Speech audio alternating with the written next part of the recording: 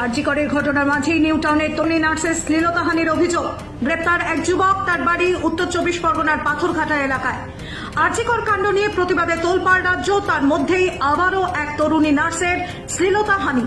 Police সূত্রে খবর, 18 তারিখ নিউ টাউন টাটা মেডিকেল হাসপাতাল থেকে এক তরুণী নার্স সন্ধ্যাবেলায় কাজ শেষ করে বাড়ি ফিরছিল।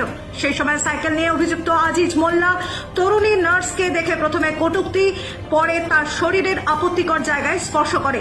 সেই সময় চিৎকার করে ওঠে ওই তরুণী নার্স। এরপরই ভয়ে ঘটনাস্থল থেকে পালিয়ে যায় অভিযুক্ত যুবক। তরুণী নার্স টেকনোসিটি থানায় লিখিত অভিযোগ দায়ের করলে সিসিটিভি ফুটেজ খতিয়ে দেখে অভিযুক্ত আজিজ মোল্লাকে গ্রেফতার করে পুলিশ। বারবার মহিলাদের উপর আক্রমণ, কোথাও শ্লীলতাহানি, কোথাও ধর্ষণ। ফের একবার প্রশ্নের মুখে মহিলা নিরাপত্তা।